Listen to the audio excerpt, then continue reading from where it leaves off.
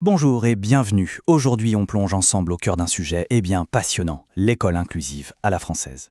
C'est un système, c'est vrai, qui peut paraître assez complexe, mais son ambition, elle, est très claire. Faire en sorte que chaque élève, absolument chaque élève, y trouve sa place.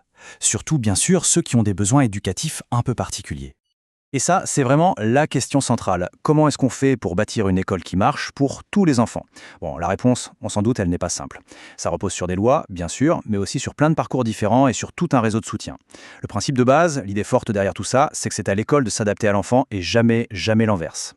Alors, pour bien comprendre comment tout ça fonctionne, il faut commencer par les fondations. Et les fondations, c'est la loi. Parce que, attention, l'engagement de la France pour l'école inclusive, ce n'est pas juste une belle promesse en l'air, non, non. C'est quelque chose de très solide qui est vraiment gravé dans le marbre de plusieurs grandes lois qui ont complètement redessiné l'école d'aujourd'hui. Cette frise, elle nous raconte une histoire, en fait. Le grand point de départ, c'est 2005. Une loi vraiment fondatrice qui pose un principe essentiel. Chaque enfant en situation de handicap a le droit d'aller à l'école de son quartier. C'est une petite révolution. Après, en 2013, on enfonce le clou, on renforce cette mission d'inclusion. Et puis, plus récemment, en 2019, la loi École de la confiance vient pousser le curseur encore plus loin. On voit vraiment bien le mouvement, hein. On passe d'un droit qui était écrit sur le papier à quelque chose qui petit à petit devient une réalité sur le terrain. Bon, avoir des lois, c'est une chose. C'est même la base. Mais concrètement, sur le terrain, comment ça se passe? Le système français a bien compris une chose. Il n'y a pas de solution miracle, pas de taille unique. C'est pour ça qu'il propose plusieurs parcours, plusieurs chemins de scolarisation. L'idée, c'est d'être le plus souple possible pour s'adapter à la diversité immense des besoins des élèves. Le premier chemin, et c'est le plus courant, c'est la scolarisation individuelle dans une école ordinaire. C'est vraiment le principe de base. L'élève est dans une classe normale avec les autres. Bien sûr, si c'est nécessaire, un accompagnement peut être mis en place. Mais le but du jeu, ça reste toujours une intégration la plus simple, la plus naturelle possible. Ok, mais que se passe-t-il quand un simple accompagnement individuel ne suffit plus? C'est là qu'interviennent les dispositifs collectifs. Et le plus connu, ce sont les ULIS. Ça veut dire Unités localisées pour l'inclusion scolaire. Pour se faire une idée, il faut imaginer une sorte de petite classe spécialisée, mais qui est installée au beau milieu d'une école ordinaire.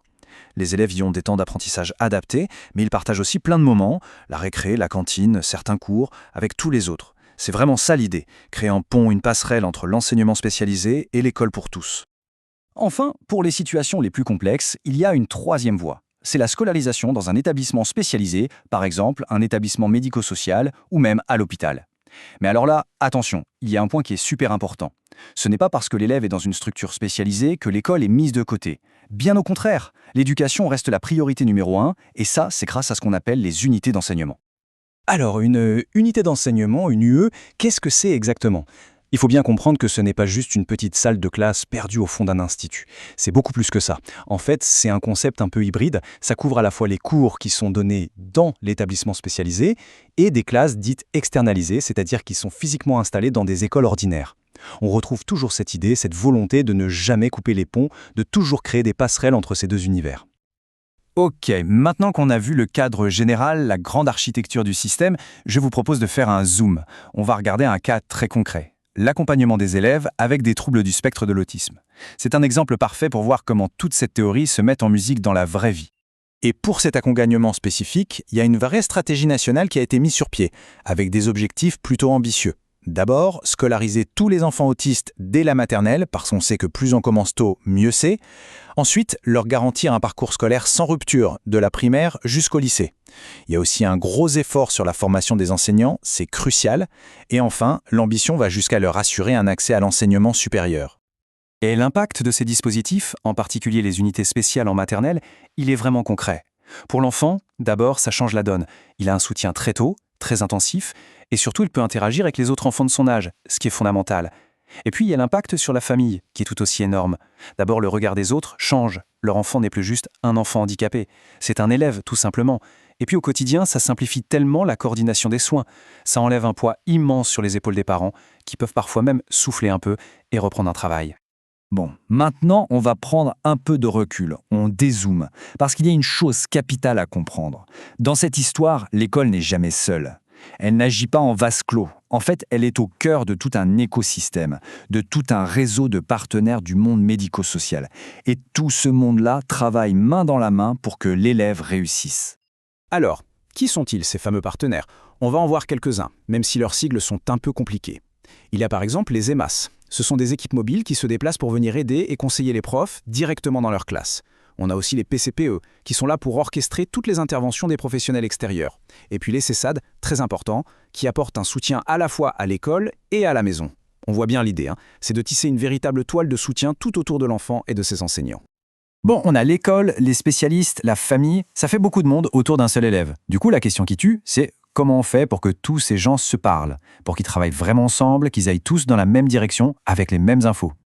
Eh bien, la réponse, elle tient en 3 lettres. LPI, le livret de parcours inclusif. Qu'est-ce que c'est? C'est un outil numérique, un genre de dossier central en ligne. Sa mission, elle est super simple, mais absolument essentielle, rassembler au même endroit toutes les informations sur le parcours de l'élève et permettre à tout le monde d'y avoir accès. Le but, c'est simple, que l'info circule enfin, qu'on arrête de travailler en silo. Et voilà concrètement comment ça se passe. On voit bien les différentes sources d'informations. D'un côté, on a les infos qui viennent de l'Éducation nationale. De l'autre, celle de la MDPH, c'est la Maison départementale des personnes handicapées, l'organisme qui évalue officiellement les besoins de l'enfant. Et puis bien sûr, les informations qui viennent des parents ou des représentants légaux. Et hop, tout ça converge dans le LPI. Le résultat, c'est une vision à 360 degrés de l'élève que tous les professionnels peuvent consulter. Et ce processus, il montre bien que la réponse est toujours adaptée, elle est graduée. Tout commence par l'observation des besoins de l'élève. S'il a des difficultés passagères, on met en place un PPRE. Si les troubles d'apprentissage sont plus durables, on passe au niveau supérieur, le PAP. Et enfin, si on est face à une situation de handicap reconnue, alors là, on déploie le dispositif le plus complet, le PPS, le fameux projet personnalisé de scolarisation. Chacun de ces plans, du plus simple au plus poussé, est enregistré et suivi dans le LPI. Mais à la fin, l'objectif, il ne change jamais, c'est la réussite et la plus grande autonomie possible pour l'élève. Ce qui nous amène à notre question de fin. Si on fait le bilan, on a vu les 3 grands piliers du système français. D'abord, un cadre solide, avec des lois et des structures. Ensuite, des données, avec des outils comme le LPI pour que l'information circule. Et enfin, et c'est peut-être le plus important, l'engagement des femmes et des hommes sur le terrain. Alors, la question reste entière. Est-ce que ce mélange d'organisation, de technologie et d'humain peut vraiment réussir à faire de cet idéal de l'école inclusive une réalité pour tous? C'est tout l'enjeu, et c'est un défi de tous les jours pour ce système qui n'arrête jamais de bouger.